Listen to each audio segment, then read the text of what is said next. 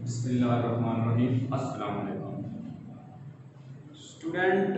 Physics 9th class chapter number 4 हमारा topic है equilibrium.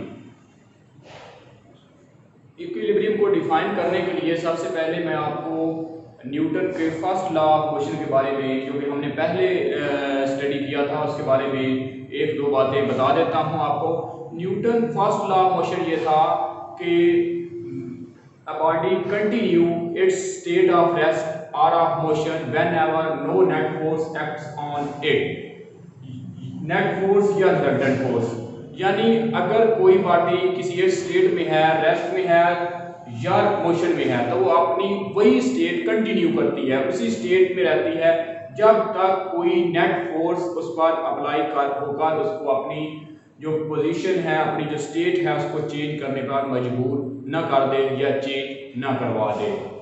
तो जब हम न्यूटन के फर्स्ट लॉ ऑफ मोशन को देखें तो हम जान सकते हैं कि असल में जो न्यूटन ने बात कही थी कि अगर किसी बॉडी पर कोई नेट फोर्स एक्ट नहीं कर रही, वो बॉडी जो जिस पर नेट फोर्स एक्ट ना कर रही हो, कोई नेट फोर्स पर अप्लाई ना हो रही हो, उस बॉडी को हम इक्विलिब्रियम में मानते हैं। और इक्विलिब्रियम को हम डिफाइन किस तरह करेंगे कि a body is said to be in equilibrium if no net force acts on it. यानी न्यूटन का फर्स्ट लॉ ऑफ मोशन भी यही कहता था कि वहां तो हमने जस्ट इक्विलिब्रियम की बात नहीं की थी, जस्ट फोर्स की बात की थी कि when no net force act on it, body जो है वो अपनी जो स्टेट है उसको चेंज नहीं करती है। अगर रेस्ट में है तो रेस्ट में रहती है, और अगर मोशन में है तो वो अपनी उस स्टेट को कंटिन्यू करती है। जबकि यहाँ पर हमने बात करनी है कि ऐसी बॉडी जिस पर नेट फोर्स एक्ट नहीं कर रही या resultant of net forces resultant of forces act नहीं कर रहा, तो तब बॉडी किस इक्विलिब्रियम की पोजीशन में होगी या इक्विलिब्रियम में होगी।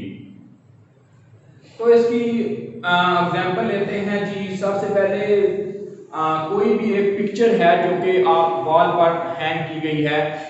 हम देख सकते हैं कि पिक्चर जो है उस वो डाउन उसका वेट डाउनवर्ड एक्ट कर रहा है, वेट फोर्स जो है, और पिक्चर जिस स्ट्रिंग के साथ अटैच की गई है या अगर किसी नेल के साथ अटैच की गई है, वो उसको रिएक्शन फोर्स प्रोवाइड कर रहा है, जो कि एक्शन फोर्स और रिएक्शन फोर्स इक्वल हैं। यानी उनके जो नेट फोर्स है वो जीरो है, फोर्सेस का रिजल्टेंट कैसा है वो जीरो है। तो हम कह सकते हैं कि उस पर कोई नेट फोर्स एक्ट नहीं कर रही, इसलिए वो इक्विलिब्रियम की पोजीशन में है। हम यहाँ पर एक और एग्जांपल ले सकते हैं। मैंने आप एक वुड का कोई लॉग लिया है, कोई गोला लिया है, और मैं आपको ये दिखाना चाहता हूँ कि इसको मैंने बोथ साइड से किसी स्ट्रिंग के साथ अटैच कर दिया है। इस पर कोई एक फोर्स अगर आप देखें तो यहाँ पर ये स्ट्रिंग से यहाँ अटैच करने पर एक फोर्स यहाँ पर इस पर अप्लाई हो रही है जो कि अपवर्ड डायरेक्शन में है, और कोई दूसरी फोर्स इस साइड पर मैंने एक और स्ट्रिंग के साथ इसको अटैच किया है, तो यहाँ पर जो फोर्स एक्ट कर रही है वो भी अपवर्ड डायरेक्शन में है। इस कोई भी मैंने मैस इसके साथ अटैच किया है जिसका कोई ना कोई कॉस वेट है जो कि एक्ट कर रहा है वर्टिकली डाउनवर्ड। अब ये जो वेट है या अगर गौर से देखें, ये एक फोर्स है, इसको F1 का नाम दें, इसको F2 का नाम दें, इसको वेट फोर्स कह लें या इसको हम F3 कह लें। तो ये बॉडी जो आपको नजर आ रही है ये इक्विलिब्रियम में है। अगर आप इसको गौर से देखें तो इक्विलिब्रियम में है। यानी कैसे कि ये फोर्स और ये फोर्स इसको सम करें, और ये तीसरी फोर्स जो है क्योंकि ये अपोजिट डायरेक्शन में है तो हम यूं लिख सकते हैं कि ये दोनों आपस में F1 plus F2 that is equal to W। जब ये वेट फोर्स के इक्वल है, जब ये दोनों फोर्सेस जिनको हमने सम किया है और इसका ये वेट, अगर मान लें वेट इसका 25 न्यूटन है, तो ये फोर्स दोनों फोर्सेस अगर यहाँ पर हम इसकी फोर्स 15 न्यूटन लें और यहाँ पर 10 न्यूटन लें, तो ये बॉडी पर टोटल जो फोर्सेस हैं जो कि अपवर्ड डायरेक्शन और डाउनवर्ड डायरेक्शन में दोनों इक्वल हैं। और नेट फोर्स हम जान सकते हैं कि नेट फोर्स के बारे में हमने ये बात जानी थी कि वो हम जान सकते हैं कि अगर फोर्सेस अपवर्ड डायरेक्शन में हों या अपोजिट डायरेक्शन में हों तो वे एक दूसरे के इफेक्ट को क्या कर देती हैं, कैंसल। ये 25 न्यूटन की फोर्स अपवर्ड डायरेक्शन में है और ये 25 जो है ये डाउनवर्ड डायरेक्शन में है, तो तो ये दोनों एक दूसरे का फैक्टर कैंसिल कर देंगे, तो रिजल्टेंट फोर्स जो है या नेट फोर्स जो है वो हमारी यहाँ पर 0 है, जिसकी वजह से ये हम जान सकते हैं कि ये बॉडी या ये जो वुड का मैंने एक लॉग यानी गोला सा लिया है, तो ये हमारे पास इक्विलिब्रियम की स्टेट में है। मेरे हाथ में एक बुक है, एक और एग्जांपल मैं आपको दे सकता हूँ। ये देखें, ये बुक जो है ये भी इक्विलिब्रियम की पोजीशन में है, यानी ये डाउनवर्ड डायरेक्शन में जितना इसका वेट है मेरे हाथ से, मैं अपने हाथ से इसको अपवर्ड फोर्सफुली लगा रहा हूँ, यानी अगर इसका वेट माने कि 20 न्यूटन है और मैंने अपने हाथ से इस पर कितनी फोर्स लगाई हुई है वो हम ये कह सकते हैं वो भी 20 न्यूटन है, जिसकी वजह से ये बॉडी रेस्ट में है। अगर ये आपस में थोड़ी फोर्सेस डिफरेंट होंगी ये बॉडी इक्विलिब्रियम में नहीं होगी, क्योंकि फोर्सेस इक्वल हैं, तो रिजल्टेंट फोर्स इनका जो सम होगा वो एक सम इन दोनों फोर्सेस का, अगर इसको F1 कहें और इसको हम F2 कह दें, ये F2 फोर्स है और ये F1 फोर्स है, अगर हम इन दोनों का सम जाने F1 प्लस F2 कितना क्या आना चाहिए, 0 आना चाहिए। अब F1 क्या है, F1 हमारे पास 20 है और F2 भी क्या है 20 है, लेकिन अपोजिट डायरेक्शन होने की वजह से एक फोर्स अपवर्ड डायरेक्शन में है और एक डाउनवर्ड, एक फोर्स के साथ हम माइनस लगाएंगे तो इनका रिजल्टेंट क्या आ जाएगा 20 minus 20 that is equal to 0। जब ये दोनों फोर्सेस का सम 0 के इक्वल आ जाए तो हम जान सकते हैं कि बॉडी जो है उस पर कोई नेट फोर्स एक्ट नहीं कर रही, तो बॉडी जो है वो हमारी है इक्विलिब्रियम की पोजीशन में। इसके अलावा एक बात और की गई है यहाँ पर, दो एग्जांपल मैंने आपको दी हैं। एक बात यहाँ पर ये बताई गई है कि बॉडी बात ऐसा होता है कि रेस्ट में नहीं होती, मूव कर रही होती है लेकिन फिर भी वो इक्विलिब्रियम में होती है। उसके लिए दो एग्जांपल दी गई हैं।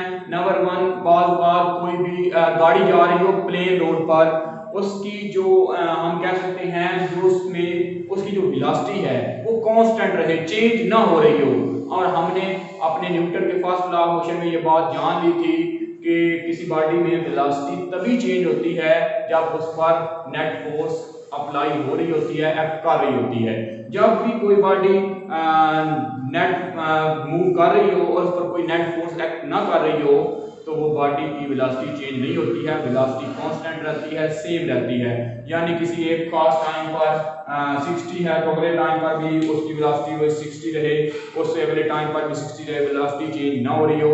जब वेलोसिटी में चेंज आता है तो तभी हम कह सकते हैं कि उसकी वो बॉडी इक्विलिब्रियम में नहीं है। इस तरह बात कोई एरोप्लेन जो है वो भी कि अगर मूव कर रहा है, फ्लाई कर रहा है, तो हम देख सकते हैं कि बात वो भी इक्विलिब्रियम में हो सकता है जब उस पर कोई नेट फोर्स एक्ट ना कर रही हो, यानी उसकी भी कांस्टेंट वेलोसिटी चेंज ना कर रही हो। इसी तरह मैंने आपको एग्जांपल दी थी कि जब रॉकेट जमीन से उनको किसी दूसरे प्लेनेट पर भेजा जाता है तो क्या होता है कि पहले तो उस पर काफ़ी ज़्यादा फोर्स लगाई जाती है ताकि वो इस ग्रेविटी से आज़ाद हो जाए। फिर बात उसको ट्रैवल करते हुए बात पर कोई फोर्स भी एक्ट नहीं कर रही होती लेकिन वो फिर भी मूव कर रहा होता है, उसकी वो तब उस वक्त वो भी इक्विलिब्रियम में हो सकता है क्योंकि उसको एक वेलोसिटी जो कि उसकी कांस्टेंट हो चुकी है, मेंटेन हो चुकी है, तो उस पर जो फ्रिक्शनल फोर्स एक्ट कर रही है वो इतनी ज़्यादा नहीं है क्योंकि उसको कम कर सके, इतनी उसकी असल फोर्स जिससे वो मूव कर रहा है उसको कम कर सके। इस वजह से बात वो कितनी दूर तक मूव करता रहता है विदाउट नेट फोर्स।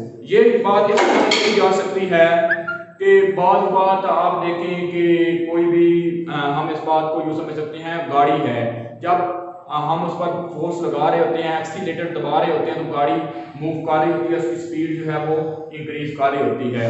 अगर रोड ऐसा हो जिस पर फ्रिक्शन कम हो तो हम एक्सीलेटर ना भी दबाएं तो गाड़ी कितनी दूर तक मूव कर रही होती है, यानी उसकी वेलोसिटी जो है अगर 60 किलोमीटर पर आ रहा है तो कुछ देर तक वो इतनी ही रह सकती है। या हम यूँ समझ सकते हैं इस बात को कि फ्रिक्शन को खत्म कर दिया जाए या बहुत कम कर दिया जाए एयर फ्रिक्शन को, या हाँ जो उसके रोड और टायर्स के दरमियान फ्रिक्शन है तो फिर भी बॉडी खासी देर तक मूव कर सकती है और जब तक वो मूव करेगी तब तक वो इक्विलिब्रियम में होगी क्योंकि उस पर कोई नेट फोर्स एक्ट नहीं कर रही है। तो हम कह सकते हैं कि इक्विलिब्रियम जब किसी बॉडी पर जो नेट फोर्स एक्ट ना एक्ट कर रही हो तो वो बॉडी इक्विलिब्रियम में होती है। और ये बॉडी रेस्ट में भी हो सकती है और मोशन में भी हो सकती है। आमतौर पर क्वेश्चन पूछा जा सकता है कि give an example of the motion of the body when body in equilibrium. किसी ऐसी बॉडी की एग्जांपल दें जो कि मोशन में है और इक्विलिब्रियम में भी है। तो आप कोई भी ऐसी एग्जांपल दे सकते हैं, जैसे कि मैंने आपको एरोप्लेन की एग्जांपल दी है, जैसे कि मैंने आपको एक ऐसी गाड़ी की एग्जांपल दी है जिसकी वेलोसिटी जो है वो कांस्टेंट है, वो चेंज नहीं कर रही है। तो ये हमारा था टॉपिक, फर्स्ट टॉपिक इक्विलिब्रियम। और इसके बाद इसकी कुछ कंडीशंस हैं और अब मैं इसकी कंडीशंस को डिस्कस करने जा रहा हूं कि कौन सी कंडीशन है जिनसे हम ये जान सकते हैं कि बॉडी जो है वो इक्विलिब्रियम में होती है। सबसे पहले मैं आता हूं first condition of equilibrium. Condition for equilibrium, जब भी कोई बॉडी इक्विलिब्रियम में होती है तो कुछ कंडीशंस ऐसी हैं जिनको वो सेटिस्फाई करती है। यहाँ पर वो कंडीशन नंबर 1 और कंडीशन नंबर 2 या फर्स्ट कंडीशन और सेकंड कंडीशन के नाम से कंडीशन दी गई हैं। मैं पहले डिस्कस करता हूँ फर्स्ट कंडीशन ऑफ इक्विलिब्रियम।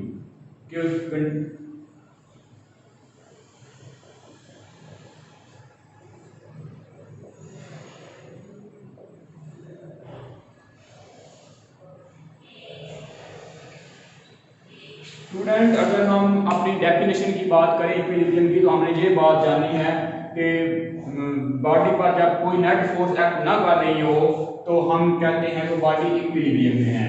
और अगर हम फर्स्ट कंडीशन की बात करें या ये बात करें कि नेट फोर्स कब किसी बॉडी पर एक्ट नहीं कर रही होती, तो ये नेट फोर्स तब किसी बॉडी पर एक्ट नहीं कर रही होती जब तमाम फोर्सेस का जो रिजल्टेंट है, तमाम फोर्सेस का जो सम है वो जीरो होता है। नेट फोर्स के एक्ट करने का ये मतलब नहीं है कि उस बॉडी पर कोई भी फोर्स अप्लाई नहीं हो रही है।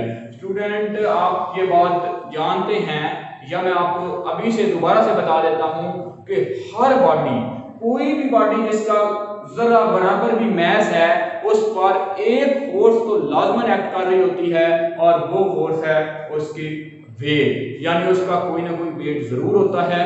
तो ये नहीं कहा जा सकता कि कोई बॉडी यहाँ पर हमारी इस जमीन के ऊपर या किसी दूसरे प्लैनेट्स के करीब, किसी दूसरे सन या किसी स्टार के करीब कोई भी बॉडी ऐसी नहीं है जिसका मैस हो और उसका वेट एक्ट ना करता हो।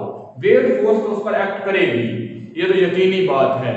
और अगर हम ये बात करें कि अगर हम उसको स्पेस में ले जाएं या किसी ऐसी जगह पर जहां पर ग्रेविटी ना हो, तो अभी तक ये बात इसलिए मैं एक्सप्लेन नहीं आपको करके बता सकता क्योंकि साइंटिस्ट इस नतीजे पर पहुंचे हैं कि हर जगह माइक्रोग्रेविटी का कंसेप्ट है कि बहुत ही कम यानी थोड़ी बहुत ग्रेविटी हर जगह पर मौजूद है। जैसे कि अगर मून की एग्जांपल दी जाए तो वहां पर ग्रेविटी मौजूद है लेकिन जमीन की निस्बत बहुत ज्यादा कम है।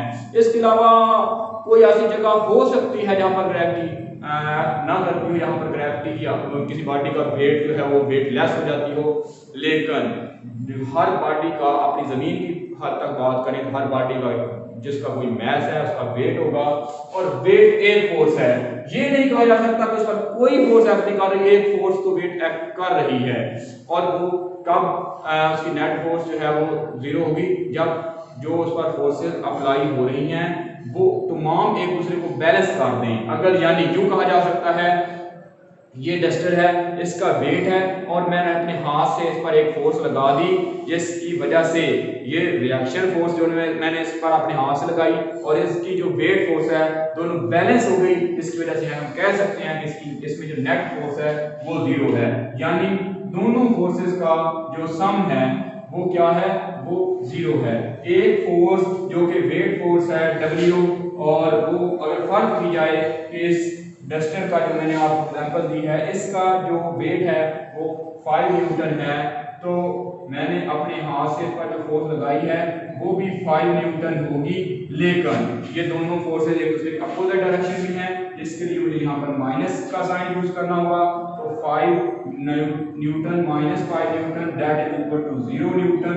तो इस पर रिजल्टेंट फोर्स जो एक्ट कर रही है वो कैसी है, वो 0 है। तो आपने इस टॉपिक में फर्स्ट कंडीशन में हमने ये बात बतानी है। डेफिनेशन इसको यूं डिफाइन करेंगे, body is said to be satisfy first condition of our equilibrium if the resultant of all the forces acting on it is 0। अगर फोर्सेस का जितनी भी फोर्सेस कोई उस पर एक्ट कर रही हैं उनका तमाम का रिजल्टेंट 0 हो तो बॉडी फर्स्ट कंडीशन को सेटिस्फाई करेगी। जैसे मैंने पहले आपको एग्जांपल दी थी, एक लकड़ी के किसी गोले की जिस पर दो फोर्सेस हमने उसको हैंग करने के लिए स्ट्रिंग के साथ अटैच किया हुआ था और उसको दो फोर्सेस स्ट्रिंग्स प्रोवाइड कर रही थी और एक फोर्सेस उसकी वेट फोर्स थी। वेट जो था उसका वो दोनों फोर्सेस के इक्वल था, यानी उसको बैलेंस कर रहा था। तो ऑल उनका जो रिजल्टेंट था वो 0 था। तो हम कह सकते हैं वो फर्स्ट कंडीशन को सेटिस्फाई करती है। इसके लिए n फोर्सेस भी हो सकती हैं, एक फोर्स, दो फोर्स, तीन फोर्स, चार फोर्स, पांच फोर्स, 6 फोर्स। इसको मैं अगर मजीद बढ़ाता है n की जगह मैं कुछ भी लिख सकता हूँ, 100 भी लिख सकता हूँ, 100 फोर्सेस भी हो सकती हैं, 200 फोर्सेस भी हो सकती हैं। तो n फोर्सेस के लिए हम इस बात को यूं लिख सकते हैं, सम ऑफ ऑल फोर्सेस। अगर फोर्सेस n है 2 3 4 5 6 7 8 9 सो ऑन, चलते चलते ये किस तक हम एंड पर n लिख देते हैं। n की जगह पर कुछ भी हो सकता है, 1000 हो सकता है, 10,000 हो सकता है, 50,000 हो सकता है, कोई भी नंबर हो सकता है। n की जगह पर जितनी मर्जी फोर्सेस हैं उनका सम करें, आंसर 0 आ जाए तो ये हमारी क्या होगी, फर्स्ट कंडीशन फॉर इक्विलिब्रियम। इसको हम इस फॉर्म में लिख सकते हैं, sum of forces that is equal to 0। इस साइन को हम सिग्मा बोलते हैं जो कि एक ग्रीक लेटर है और सिग्मा का वर्ड समेशन के लिए यूज होता है, यानी सम के लिए यूज होता है कि यहाँ पर जो सिग्मा एफ है इसका मतलब है फोर्सेस, तमाम फोर्सेस का सम। इनका जो सम है तमाम फोर्सेस का अगर वो 0 आ जाए तो हम कहते हैं कि ये फर्स्ट कंडीशन ऑफ इक्विलिब्रियम की फर्स्ट कंडीशन को सेटिस्फाई कर रहा है। और अगर स्टूडेंट हम बात करें, ये जो फर्स्ट कंडीशन की मैं बात कर रहा हूँ, अगर हम इसके लिए बात करें कि ये फोर्स जो इस पर एक्ट कर रही है ये किसी एक्स डायरेक्शन में है या किसी वाई डायरेक्शन में है। हमने अपने पिछले टॉपिक में ये बात जानी थी कि इसको जब फोर्स को परपेंडिकुलर, हमने इसको म्यूचुअली परपेंडिकुलर कंपोनेंट्स में रिजॉल्व किया था। यहाँ पर कोई फोर्स एक्ट कर रही है तो हम ये जान सकते हैं कि एक्स एक्सिस में क्या होगी ये फोर्स, उसको हमने एफ एक्स का नाम दिया था, और एफ वाई पर क्या होगी ये बात हमने उसको एफ वाई का नाम दिया था। अब हम ये फोर्स जिसका सम 0 है तो ये body first condition equilibrium, first condition of equilibrium को सेटिस्फाई कर रही है। और अगर ये फोर्स किसी एक्स डायरेक्शन में अप्लाई हो रही है तो हम ये कह सकते हैं कि जो उस फोर्सेस का एक्स कंपोनेंट है उसके तमाम फोर्सेस जो एक्स डायरेक्शन में उस पर अप्लाई हो रही हैं उन तमाम फोर्सेस का भी सम 0 होना चाहिए। यानी हम कह सकते हैं F1x प्लस F2x। ये 1 का मतलब यहाँ पर ये है कि एक्स डायरेक्शन में या एक्स कंपोनेंट में जो पहली फोर्स है, ये सेकंड फोर्स है, ये थर्ड फोर्स है, सो ऑन।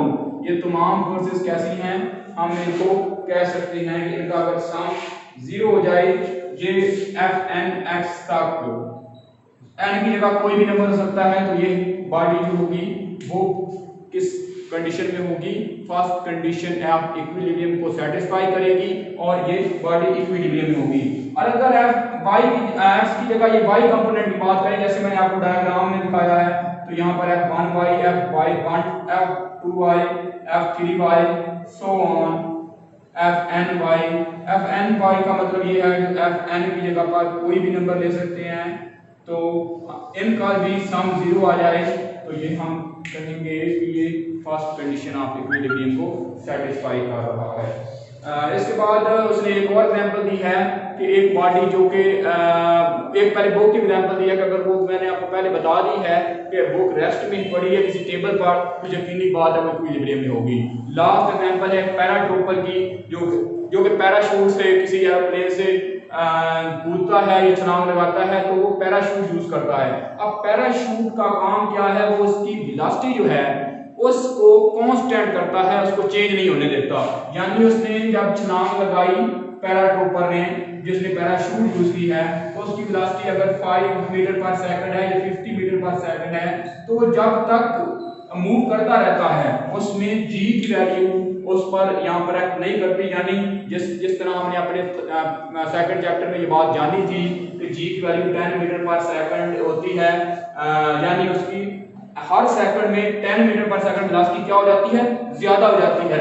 लेकिन यहाँ पर केस ऐसा नहीं होता और ये पैराशूट क्या करती है, उसकी वेलोसिटी को चेंज नहीं होने देती, जिसकी वजह से उसकी जो फोर्स है, जो कि वेट फोर्स है और जो उसका हम कह सकते हैं कोई दूसरी जो उसको पैराशूट फोर्स प्रोवाइड करती है, ये वेट फोर्स को W और SQF नाम से ये दोनों फोर्सेस जो हैं वो सेम रहती हैं, जिसकी वजह से वो आसानी के साथ जमीन पर लैंड कर सकता है या जमीन पर पहुंच सकता है। और रीजन ये होती है कि उस पर जो नेट फोर्स अप्लाई हो रही होती है वो जीरो होती है। ये थी हमारी फर्स्ट कंडीशन ऑफ इक्विलिब्रियम और नेक्स्ट लेक्चर में अपने हम सेकंड कंडीशन ऑफ इक्विलिब्रियम के बारे में जानेंगे। ओके, अल्लाह हाफिज।